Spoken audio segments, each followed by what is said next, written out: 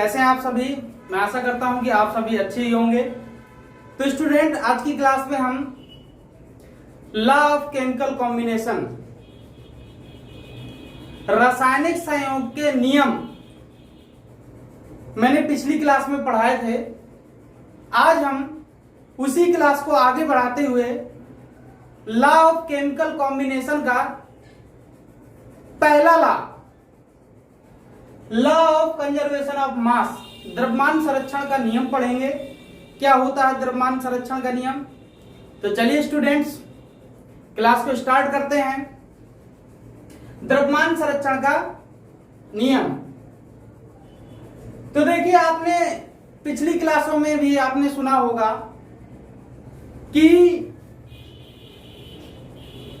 Energy को न तो उत्पन्न किया जा सकता है और न ही नष्ट किया जा सकता है। इसे केवल एक रूप से दूसरे रूप में ट्रांसफर किया जा सकता है। यही जो आपका कंजर्वेशन ऑफ एनर्जी का जो लॉ है, वही लॉ यहां पर द्रव्यमान संरक्षण के नियम में भी लगता है। इस नियम में यही समझाया गया है कि जो हमारी रासायनिक अभिक्रियाएं होती हैं, उनमें अभिकारकों का जो कुल द्रव्यमान है वो उत्पादों के कुल द्रव्यमान के बराबर होता है। ठीक है स्टूडेंट्स, इस नियम में क्या बताया गया है कि अभिकारकों का कुल द्रव्यमान उत्पादों के कुल द्रव्यमान के बराबर होता है। किसी रासायनिक अभिक्रिया में अभिकारकों का कुल द्रव्यमान उत्पादों के कुल द्रव्यमान के बराबर होता है। इसी नियम को हम law of conservation of mass, द्रव्यमान संरक्षण का नियम कहते हैं। यानी कि किसी रासायनिक अभिक्रिया में भाग लेने वाले पदार्थों का कुल द्रव्यमान जो होगा वह अभिक्रिया के फलस्वरूप बनने वाले पदार्थों के कुल द्रव्यमान के बराबर होता है। तो देखते हैं स्टूडेंट्स, एग्जाम्पल्स लें। अगर हमने लिया कैल्शियम कार्बोनेट, क्या लिया students? Calcium carbonate. Calcium carbonate को जब हम गर्म करते हैं, क्या करते हैं स्टूडेंट्स? गर्म करते हैं तो कैल्शियम ऑक्साइड और CO2 गैस ये मुक्त होती है। ये हमारा अभिकारक है और ये हमारे उत्पाद पदार्थ हैं। तो इस नियम के कहने का मतलब ये है कि अभिकारकों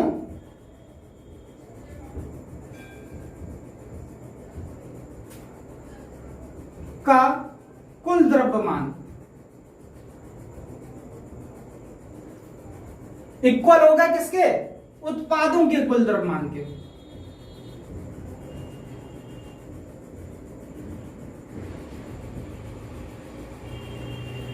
जिन स्टूडेंटों को यह मालूम नहीं है कि अभिक्रिया में अभिकारक किन्हें बोलते हैं तो उत्पाद किन्हें बोलते हैं, तो वो स्टूडेंट समझ लें।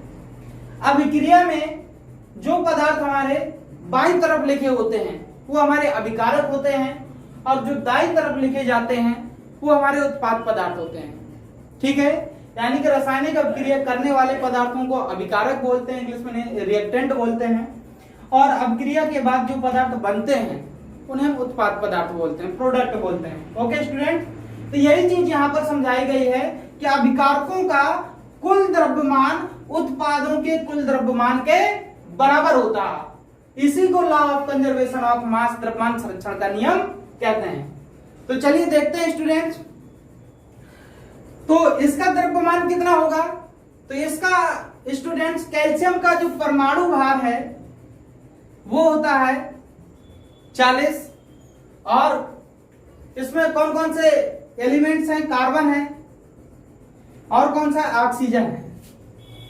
कार्बन का जो परमाणु भार होता है ये 12 होता है, इसका 16 होता है। ठीक है स्टूडेंट्स, कैल्शियम का परमाणु भार रख दें, कार्बन का परमाणु भार रख दें, और 3 ऑक्सीजन का परमाणु भार रखकर अगर हम ऐड कर देंगे तो 100 कितना आएगा? 100। और आगे इसका यूनिट लिख दें ये।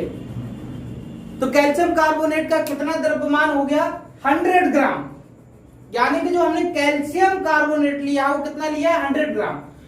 तो इस नियम का कहने का मतलब है कि ये जो उत्पाद बने होंगे इनका भी द्रव्यमान अगर 100 ग्राम आता है इन दोनों का टोटल करने पर, तो फिर ये ठीक है ना, सही है द्रव्यमान संरक्षण का नियम।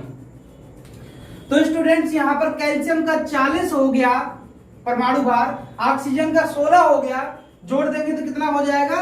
56। यानी कि 56 ग्राम 56 ग्राम आपका कैल्शियम ऑक्साइड बनेगा, चूना बनेगा। और CO2 का यहां पर परमाणु भार निकालेंगे, अणु भार निकालेंगे। कार्बन का 12 रख देंगे और 2 ऑक्सीजन का रख देंगे, तो ये हो जाएगा 44 ग्राम। कितना? 44 ग्राम। इन दोनों को जब आप टोटल कर देंगे तो आ जाएगा 100 ग्राम। तो देखिए स्टूडेंट्स, अभिकारकों का कुल द्रव्यमान उत्पादों के कुल द्रव्यमान के कैसे इक्वल है। ओके स्टूडेंट, तो यही हमारे इस नियम का भी कहना है कि अभिकारकों का कुल द्रव्यमान उत्पादों के कुल द्रव्यमान के बराबर होता है। इसको हम और दूसरे तरीके से भी समझ सकते हैं। मान लीजिए A प्लस B ये 2 पदार्थ हैं और ये दोनों पदार्थ आपस में क्रिया करते हैं और C और D ये बनाते हैं। तो अगर हम इसके द्रव्यमान को Ma लिखें और इसके द्रव्यमान को Mb लिखें और इसके द्रव्यमान को Mc लिखें और इसके द्रव्यमान को Md, यानी कि ये A का मास है, ये B का मास है, ये C का मास है और ये D का मास है। तो इस नियम के कहने का मतलब क्या है कि इन दोनों का योग, यानी कि यह अभिकारक है तो अभिकारकों का कुल, यानी कि Ma plus Mb equal Mc plus Md। Okay students, अगर ये आपका 10 ग्राम है, ये आपका 20 ग्राम है, तो 10 और 20 जोड़कर कितना हो जाएगा? 30 ग्राम। तो ये भी इन दोनों का योग भी कितना आना चाहिए? 30 ग्राम ही होना चाहिए। वो अब इस पर डिपेंड करेगा कि ये कितना बनता है और ये कितना बनता है। ओके स्टूडेंट, तो ये है द्रव्यमान संरक्षण का नियम। तो बिल्कुल भी इसमें टेंशन नहीं लेनी है, बिल्कुल सिंपल सा नियम था। तो हम इस प्रकार से लिख भी सकते हैं, इस नियम के अनुसार। जो स्टूडेंट नोट करना चाहते हैं तो मैं डेफिनेशन भी लिखे दे रहा हूं। किसी रासायनिक अभिक्रिया में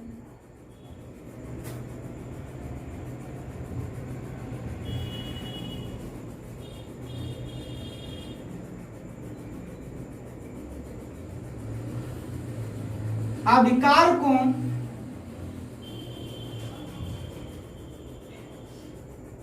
का कुल द्रव्यमान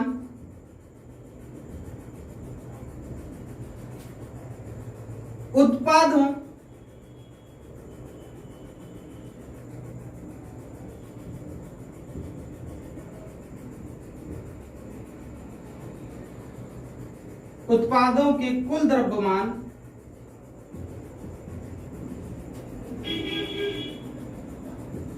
के बराबर होता है। ओके स्टूडेंट्स, तो ये है द्रव्यमान संरक्षण का नियम। किसी रासायनिक अपक्रिया में अभिकारकों का कुल द्रव्यमान उत्पादों के कुल द्रव्यमान के बराबर होता है।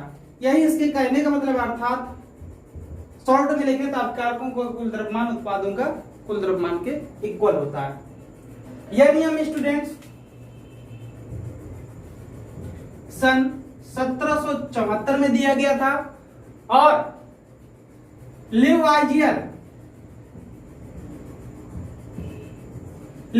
ने दिया था। इस नियम का प्रतिपादन किसने किया था स्टूडेंट?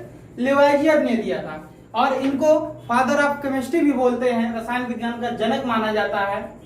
ठीक है स्टूडेंट, तो ये था द्रव्यमान संरक्षण का नियम। अब हम पढ़ेंगे स्थिर अनुपात का नियम। ओके स्टूडेंट्स, तो स्क्रीनशॉट ले सकते हैं इसको अगर आपको नोट करना है, ठीक है। तो स्टूडेंट्स अब हम देखेंगे स्थिर अनुपात का नियम। स्थिर अनुपात का नियम क्या है? तो ये स्टूडेंट सन 1799 में दिया गया था और इसे प्राउस्ट ने दिया था। किसने दिया था? प्राउस्ट ने। जो इनका पूरा नाम जोसेफ प्राउस्ट है।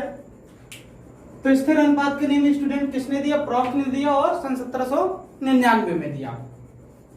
देखिए जैसे इसका नाम है उसी प्रकार का नियम है, बिल्कुल भी आपको टेंशन नहीं लेनी है और बड़ी आसानी से हम इसको समझेंगे। स्थिर अनुपात का नियम यानी कि अनुपात हमारा निश्चित होगा। अनुपात क्या होगा? निश्चित होगा, या उसी को कह देते हैं अनुपात क्या रहेगा? स्थिर रहेगा।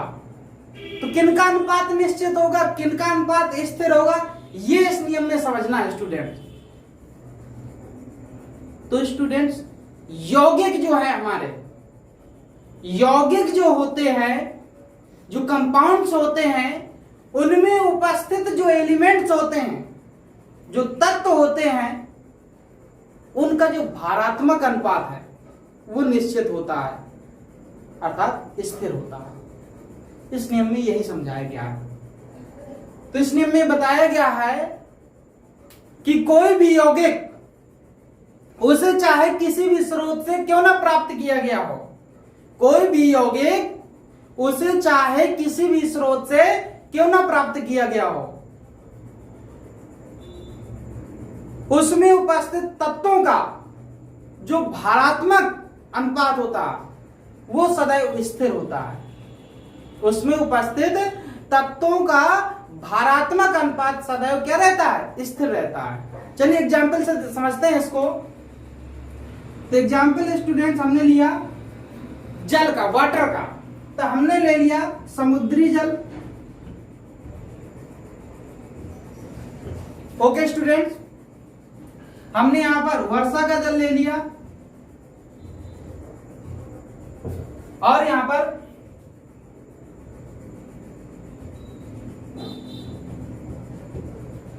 प्रयोगशाला,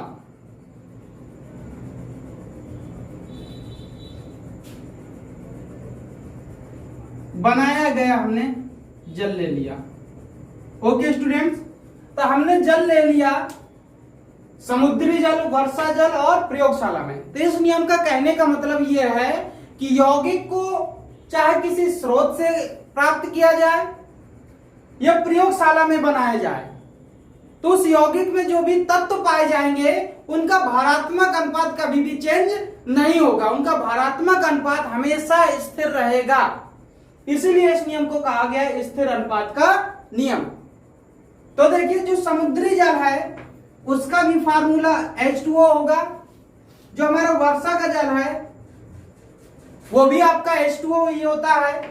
और प्रयोगशाला में जो हम बनाते हैं जल, उसका भी फार्मूला H2O होता है। जब फार्मूला कोई चेंज नहीं हुआ है तो इसमें कौन कौन से एलिमेंट्स है? हाइड्रोजन और ऑक्सीजन है। यहां पर कौन कौन से एलिमेंट्स हैं स्टूडेंट? हाइड्रोजन और ऑक्सीजन है। यहां पर भी हाइड्रोजन और ऑक्सीजन है। हाइड्रोजन का जो परमाणु भार है वो 1 होता है और ऑक्सीजन का जो परमाणु भार है वो 16 होता है। यहां पर हम इसका भारात्मक अनुपात देखें, मास रेशियो, तो इसमें देखिए इस फार्मूले में हाइड्रोजन कितने हैं? 2 है। तो 2 हाइड्रोजन का भार हो जाएगा 2 और यहाँ पे 1 ऑक्सीजन है तो उसका हो जाएगा 16।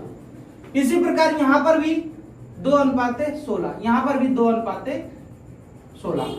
इसको सरल कर लेंगे, अगर 2 से हमने इसको कैंसिल कर दिया, सरल कर लिया, तो ये हो जाएगा 1:8, 1:8, 1:8।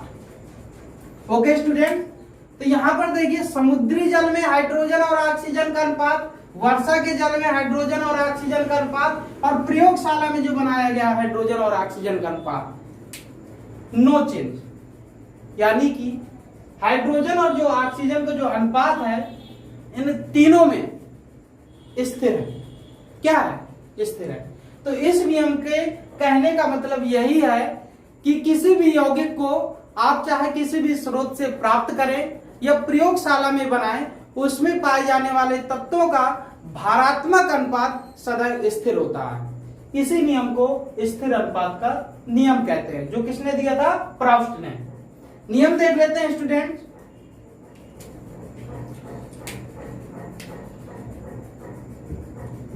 इस नियम के अनुसार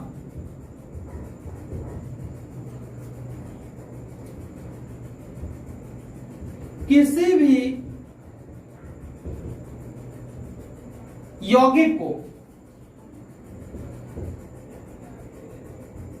उसे चाहे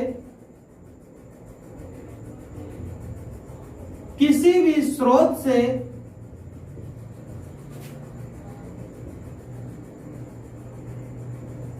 क्यों ना प्राप्त किया गया हो,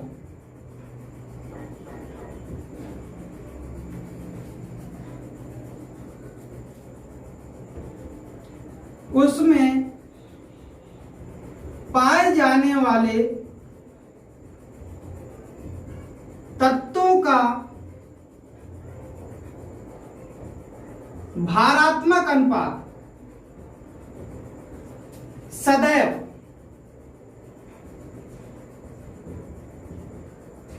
स्थिर रहता है। यह है स्टूडेंट्स स्थिर अनुपात का नियम।